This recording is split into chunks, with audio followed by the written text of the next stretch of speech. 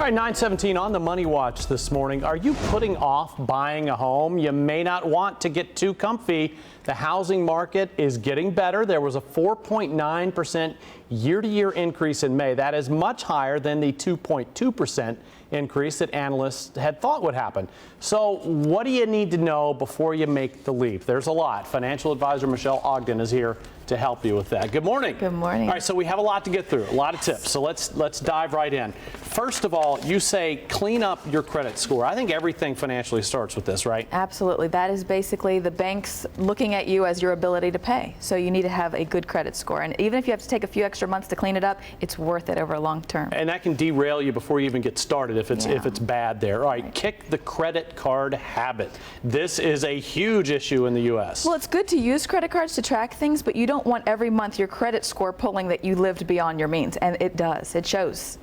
Okay, hash out monthly payments. What do you mean by that? Well, basically, you need to have your payments manageable. So that might mean refinancing a car loan at a lower interest rate to get your payment down.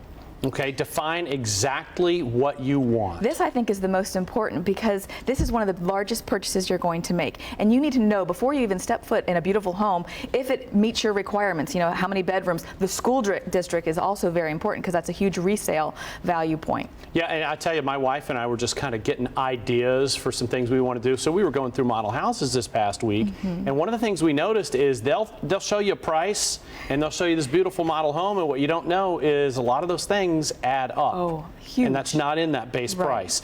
All right, so get pre-approved. Well, so when you walk in, they know that you are a qualified buyer and they're not wasting their time. It gives you more leverage in the negotiation process. How does that work? Do you actually have a piece of paper that you show them, I'm pre-approved? Yes. Okay, well, that's good. Commit to a savings plan. A lot of people don't do this. Well, we all should do this, but that's great because you know you're going to have a down payment coming up. You know that there's going to be probably home improvements, you know, that you're going to have to come out of pocket for. So save in advance. Set your own budget parameters. Well, you know, this is very important actually because the realtor and the lender, they're getting paid based on how much of a home you purchase when you should be coming up with how much you can afford. Okay. Does that make sense? Yeah, it does. It does. So one last quick question. Buyer's market or seller's market right now? Who's in the best shape? You know, it's hard to say because right now homes are selling so fast. I don't know if it's a buyer's market anymore. Interesting. Interesting. Got to do some homework. Thanks for coming in. Thanks Good to for see you as having me. always.